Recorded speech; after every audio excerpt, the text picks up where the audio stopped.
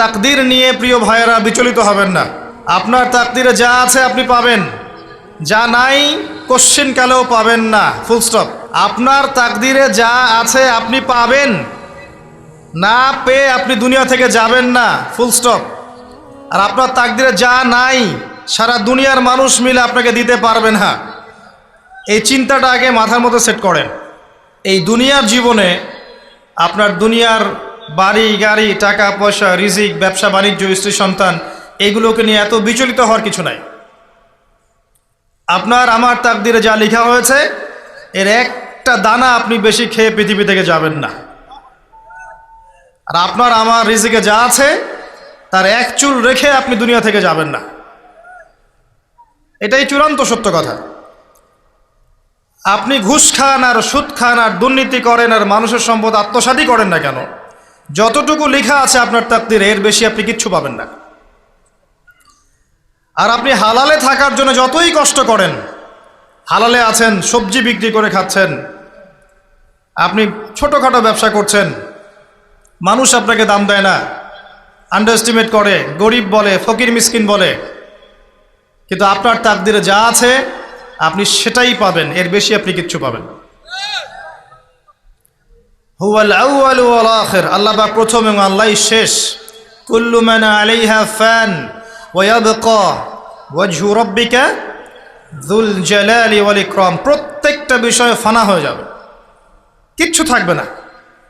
এখন আপনি পৃথিবীতে যা দেখছেন এগুলোর কিছুই থাকবে না।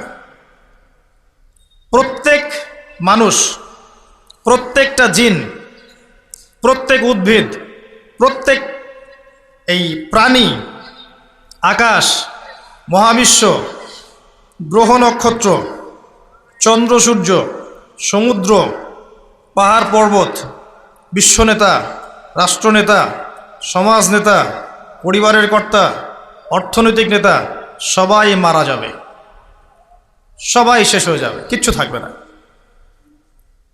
এই বিষয়টা আগে ভালো করে হজম করতে হবে যে আমরা এখানে থাকতে আসিনি, আমরা এই দুনিয়ায় থাকতে আসিনি, আমরা এখানে এসেছি চলে যেতে। যার মনের মধ্যে এই কনসেপ্ট থাকে সে কখনো আল্লাহ পাকের বিদ্রোহী হতে পারে না, সে কখনো আল্লাহ দ্রোহিতা করতে পারে না, কুফরি করতে পারে না, শিরক করতে পারে না, আল্লাহর অবাধ্য হতে পারে না। যার মনের মধ্যে এই চিন্তা বদ্ধমূল যে আমি এখানে থাকতে আসিনি, আমি এখানে মুসাফিরের মতো এসেছি, গাছের ছায়ায় বিশ্রাম নিচ্ছি, বিশ্রাম নিয়ে শেষ হবে চলে যাব। যারাই আল্লাহ দ্রোহিতায় লিপ্ত হচ্ছে, শিরিক করছে, বেদাত করছে, হারাম খাচ্ছে, ঘুষ খাচ্ছে, সুদ খাচ্ছে, জেনা করছে, আল্লাহ দ্রোহিতা করছে, আল্লাহর বিধানকে অস্বীকার করছে, তারা ইনডাইরেক্টলি ধরে নিয়েছে যে তারা মনে হয় পৃথিবীতে চিরকাল থাকবে। কারণ যদি কিয়ামতের মাঠের কথা তাদের স্মরণ থাকতো তারা কখনোই কাজগুলো করতে পারতো না, পারতো? এবার আসেন, আল্লাহ পাক কলম সৃষ্টি করে তাকদীর লিখেছেন, অতএব তাকদীর নিয়ে প্রিয় ভাইয়েরা বিচলিত হবেন না। আপনার তাকদীরে যা আছে আপনি পাবেন, যা নাই কোশ্চিনকালেও পাবেন না, ফুল স্টপ। আপনার তাকদীরে যা আছে আপনি পাবেন, না পেয়ে আপনি দুনিয়া থেকে যাবেন না, ফুল স্টপ। আর আপনার তাকদীরে যা নাই সারা দুনিয়ার মানুষ মিলে আপনাকে দিতে পারবেন না। এই চিন্তাটা আগে মাথার মধ্যে সেট করেন। এই চিন্তা যার মধ্যে ইনস্টল করা আছে সে আত্মহত্যা করে না কখনো, সে হতাশ হয় না কখনো, সে ভয় পায় না, আল্লাহর পথে চলতে গিয়ে পিছু পা হয় না, সে জালেমের সামনে মাথা নত করে না। যার মাথায় এই চিন্তা আছে যে আল্লাহ যা লিখেছেন এটা হবে, যা লিখেন নাই সারা দুনিয়ার মানুষ মিলে সেটা হবে না, সিম্পল। এর মধ্যে আল্লাহ পাক পরীক্ষায় ফেলবেন, ওই বিষয়টা ডিফারেন্ট। আমি অবশ্যই তোমাদেরকে পরীক্ষা করব ভয় দিয়ে, ক্ষুধা দিয়ে, সন্তানের কি ইন্তেকাল দিয়ে, ফসলের ক্ষতি দিয়ে, সম্পদের ক্ষতি দিয়ে আমি পরীক্ষা করব। কিন্তু যারা সবর করবে এবং যারা এই কনসেপ্ট রাখবে ইন্না লিল্লাহি ওয়া ইন্না ইলাইহি রাজিউন, এদেরকে আল্লাহ পাক প্রশংসা করেছেন, ইনশাআল্লাহ এরা সফল হবে। আল্লাহ পাক তাকদির লিখে ফেলেছেন, তাকদির নিয়ে টেনশন করবেন না, রিজিক নিয়ে টেনশন করবেন না। এখনকার যুব সমাজের সবচেয়ে বড় টেনশন রিজিক। একটা জব, একটা ভালো জব, একটা ভালো ব্যবসা, সে সিকিউরড লাইফ চাচ্ছে।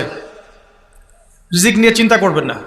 আপনার কাছে যে রিজিক আছে এটা আপনার কাছে আসবেই ইনশাআল্লাহ। হয়তো সময় লাগছে কিন্তু আপনার কাছে আসবে ইনশাআল্লাহ তাআলা। আপনি হালালের উপর থাকবেন, ন্যায়ের উপর থাকবেন। আপনি অন্যায় পথে রিজিক সার্চ করবেন না। আপনার তাকদিরে যে রিজিক আছে আপনার কাছে আসবে ইনশাআল্লাহ। এবার আসেন, আল্লাহ পাক এরপরে সৃষ্টি করেছেন মহাবিশ্ব।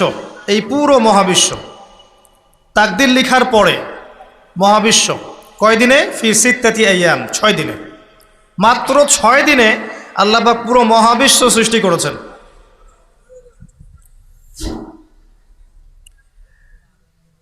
হুয়াল্লাযী খালাকাস সামাওয়াতি ওয়াল আরদা ফি সিত্তাতি আইয়াম সুম্মা ইসতাওয়া আলাল আরশ। সূরা হাদীদের মধ্যে একটা আছে, তিনি সে আল্লাহ যিনি এই মহাবিশ্ব সৃষ্টি করেছেন 6 দিনে, এরপরে আরশের উপর সমাসীন হয়েছেন। আল্লাহ পাক এর একদিন আমাদের একদিনের মতো নয়, বরং কিয়ামতের মাঠে যেদিন আমরা দাঁড়িয়ে থাকব এই দিনটা হবে আল্লাহর হিসেবে 50,000 বছরের সমান। মানুষ অস্থির হয়ে থাকবে, বিচার শুরু হচ্ছে না কেন। অপেক্ষা করা কাজটা খুব যন্ত্রণাদায়ক, তাই না? কারো জন্য অপেক্ষা করা, অপেক্ষা করে আছেন, 1 ঘন্টা পর আসবে, এলো না, আপনি অস্থির হবেন। 2 ঘন্টা পর এলো না, 10 ঘন্টা পর এলো না, আপনি অস্থির হবেন, পায়চারি করবেন, বই পড়বেন, নাস্তা খাবেন, হাঁটাহাঁটি করবেন, আপনি ব্যাকুল হয়ে যাবেন। অপেক্ষা করা একটা ডিফিকাল্ট কাজ। কিয়ামতের মাঠে মানুষ 50,000 বছর অপেক্ষা করবে, বিচার শুরু হচ্ছে না কি জন্যে। সবাই গিয়ে ধন্না দিবে, প্রথমে আদম আলাইহিস সালাম, তারপরে নূহ আলাইহিস সালাম, ইব্রাহিম, মূসা, ঈসা আলাইহিমুস সালাম। আল্লাহর কাছে একটু সুপারিশ করেন, বিচার যেন শুরু হয় অ্যাটলিস্ট। কেউ কিচ্ছু করতে পারবে না, কারণ সবাই বলবে ইয়া নাফসি, ইয়া নাফসি। দূর থেকে একজনের আওয়াজ আসবে, যিনি ইয়া নাফসি বলছেন না, যিনি বলছেন ইয়া উম্মতি, ইয়া উম্মতি। সবাই তার কাছে যাবে এবং তিনি আমাদের নবী মুহাম্মদুর রাসূলুল্লাহ সাল্লাল্লাহু আলাইহি ওয়াসাল্লাম সিজদায় পড়ে যাবেন এবং তার উম্মার জন্যে সুপারিশ করবেন। উম্মার কবিরা গুনাহগার ব্যক্তিদেরকে সুপারিশ করে তিনি জান্নাতে নিয়ে যাবেন ইনশাআল্লাহ। আল্লাহ তাকে ওয়াদা করেছেন, হে নবী, তোমার উম্মতের কোনো ব্যক্তি যদি শিরিক না করে আমার সামনে উপস্থিত হয় আমি তাকে মাফ করে দেব ইনশাআল্লাহ। হাদিসে কুদসির মধ্যেও আছে যে হে আদম সন্তান, তুমি যদি দুনিয়ার সমান পাপ নিয়ে, আসমান জমিন সমান পাপ নিয়ে আমার সামনে দাঁড়াও, কিন্তু আমার সাথে কাউকে শরিক করনি, তাহলে আমি আল্লাহ তোমার সামনে আসমান জমিন সমান ক্ষমা নিয়ে উপস্থিত হব ইনশাআল্লাহ। শোনেন, 1000-999 জন মানুষ জাহান্নামে যাবে, প্রতি 1000-999 জন মানুষ জাহান্নামে যাবে। সহিহ বুখারীর হাদিস 4 বার এসেছে। এখানে ইকুয়েশনটা এমন না যে ম্যাথামেটিক্যালি ক্যালকুলেট করতে হবে, এমন নয়। এটা দিয়ে আধিক্য বোঝানো হচ্ছে, বেশিরভাগই জাহান্নামে যাবে। এই কথা আল্লাহ পাক কিন্তু সূরা আরাফের মধ্যেও বলেছেন 179 নম্বর আয়াতে, ওয়ালাকাদ যারানা লিজাহান্নামা কাসীরাম মিনাল জিন্নি ওয়াল ইনস। একই বিষয়ে কোরআন হাদিস পরস্পর মিলে যায়। এখানে একটা বিষয় বুঝতে হবে, আল্লাহ পাক বলেছেন সূরা নিসার মধ্যে, ইন্নাল্লাহা লা ইয়াগফিরু আন ইউশরাকা বিহি ওয়া ইয়াগফিরু মা দুনা যালিকা লিমান ইয়াশা। আল্লাহ পাক তার সাথে শিরকের গুনাহ মাফ করবেন না, এছাড়া যে কোনো গুনাহ আল্লাহ পাক যাকে ইচ্ছা মাফ করতে পারেন। তার মানে যে বেশিরভাগ মানুষ জাহান্নামে যাচ্ছে তাদের আমলনামায় কোন পাপ থাকতে পারে? কথা বোঝা যাচ্ছে কি? নিঃসন্দেহে তাদের আমলনামায় শিরকের পাপ থাকবে। এটা বুঝতে আপনাকে পিএইচডি করার দরকার নাই।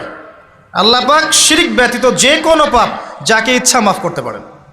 তার মানে তারা জাহান্নামে যাচ্ছে বিকজ অফ শিরক। আমাদের মুসলিমরা এখন শিরক বোঝে না, অমুসলিমরা তো শিরক করেই। যেমন কেউ বলছে ওয়াকালাতিল ইয়াহুদ উযাইরুন ইবনুল্লাহ, ইহুদিরা বলছে উযাইর আল্লাহর সন্তান, নাউযুবিল্লাহ, শিরক। অথচ ওরাই এখন বিশ্বকে রুল করছে, তাই না? ওয়াকালাতিন নাসারা আল মাসীহ ইবনুল্লাহ, নাসারা বলছে যে ঈসা ইবনে মারইয়াম আল্লাহর সন্তান, তাই না? অথচ ওই সভ্যতাই এখন বিশ্বকে রুল করছে। যালিকা কাউলুহুম বিআফওয়াহিহিম, এটা ওদের মুখের কথা, এটা জাস্ট মুখের কথা।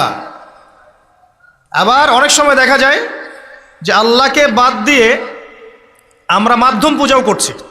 অমুসলিমরা তো শিরক করছেই, যারা মুসলিম তারা দেখবেন আল্লাহকে বাদ দিয়ে মাধ্যম পূজা শুরু করেছে। মাজারের পূজা করছে, কবরের পূজা করছে, মৃত ব্যক্তির ওসিলায় পার পাওয়ার চেষ্টা করছে। মুসলিম থেকে দেখবেন তাকদীরকে অস্বীকার করছে, আল্লাহর হালালকে হারাম করছে, আল্লাহর হারামকে হালাল করছে। মুসলিম থেকে দেখবেন যে হাতে একটা আংটি পরেছে, ভাই কী জন্য পরেছেন? এই রোগ ভালো হবে আমার। গলায় একটা বালা ঝুলিয়েছে, কোমরে একটা মাদুলি, ভাই এগুলো কেন?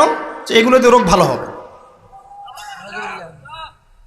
মুসলিমদের কথা বলছি, অমুসলিমদের কথা বাদ দেন। যারা বলছে আল্লাহর সন্তান আছে, ওদের কথা তো বলার দরকার নেই আমাদের, কারণ এগুলো স্পষ্ট শিরক। তবে এতটুকু বলি যে 25শে ডিসেম্বরে যারা বলেছে মেরি ক্রিসমাস, বলেছে না? 25শে ডিসেম্বর যারা বলেছে মেরি ক্রিসমাস, মুসলিমদের মধ্যে এরা স্বীকার করে নিয়েছে যে ওই দিন আল্লাহ রাব্বুল আলামিন ঈসা আলাইহিস সালামকে জন্ম দিয়েছেন। নাউযুবিল্লাহ, নাউযুবিল্লাহ মিন যালিক। আর এটা এত বড় একটা কথা, এই কথা যদি আসমান জমিন আর পাহাড় শুনে রিয়্যাক্ট করতে পারতো, থরথর করে কেঁপে ভেঙে যেত এরা। সূরা মারিয়ামের শেষের দিকে পড়ে দেখেন, ওয়াকালু ইত্তাখাযার রাহমানু ওয়ালাদা লাকাদ জি'তুম শাইআন ইদ্দা তাকাদু আস-সামাওয়াতু ওয়াল আরদু ইয়াতাফাত্তারনা মিনহু ওয়া তানশাক্কুল আরদু ওয়া তাখিরুল জিবালু হাদ্দা। পড়েন অর্থটা। আসমান জমিন পাহাড় যদি এই কথা শুনে রিয়্যাক্ট করতে পারতো, এরা চৌচির হয়ে যেত। এত বড় একটা কথা বলেছো তোমরা যে ঈসা আলাইহিস সালামকে আল্লাহ পাক জন্ম দিয়েছেন, নাউযুবিল্লাহ। তো এরা তো শিরক করছেই। মুসলিমরাও দেখবেন এই যেগুলো বললাম, আল্লাহকে বাদ দিয়ে অন্যের কাছে দোয়া করছে, আল্লাহকে বাদ দিয়ে অন্যকে সেজদা করছে, আল্লাহকে বাদ দিয়ে অন্যের কাছে নজর মানত করছে, আল্লাহকে বাদ দিয়ে অন্যের জন্য জবাই করছে, আল্লাহর তাকদীরকে অস্বীকার করছে, আল্লাহর হালালকে হারাম করে নিচ্ছে, আল্লাহর হারামকে হালাল করে নিচ্ছে। দেখবেন মুসলিমরা করছে। এবার মুসলিম জেনারেশন, এমন একটা প্রজন্ম বের হয়েছে এখন, ইয়াং জেনারেশনের, তারা বলছে যে এই মহাবিশ্ব বিগ ব্যাং থেকে সৃষ্টি হয়েছে, আল্লাহ বলতে কিছু নাই। আপনি বোঝেন কি কারণে প্রতি হাজারে 999 পিপল জাহান্নামে কেন যাবে? কারণটা কি? শিরক। আর এই শিরকটা হচ্ছে আপনার চিন্তায়, আপনার কথায় এবং আপনার কাজে।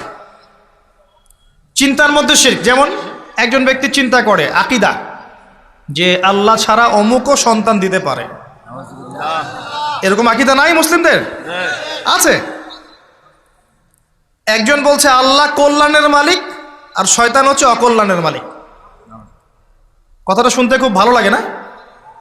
অকল্যাণ হয়তো আল্লাহর পক্ষ থেকে আসে না, আল্লাহ পবিত্র, অকল্যাণ শয়তানের পক্ষ থেকে আসবে। ব্যাপারটা কি এমন? ভালো মন্দ, কল্যাণ অকল্যাণ, দুঃখ কষ্ট সুখ সবকিছু কার পক্ষ থেকে আসে? এমন নয় যে ভালোগুলো আল্লাহ দেন, অকল্যাণগুলো শয়তান দেয়, নাউযুবিল্লাহ। এরকম আকীদা আছে মানুষ। কিছু মানুষ বলছে তাকদীর বলতে কিচ্ছু নাই, মানুষ নিজেই তার কর্মের নিয়ন্ত্রণ, শিরক। কিছু মানুষ বলছে যে ভাগ্যই সব, মানুষের কাজের কোনো স্বাধীনতা নাই। মানে ভাগ্যই সব, আমার কাজের কোনো স্বাধীনতা নাই, আমি কলের পুতুল। চুরি করেছো কেন? আল্লাহ তাকদীরে লিখেছে তাই।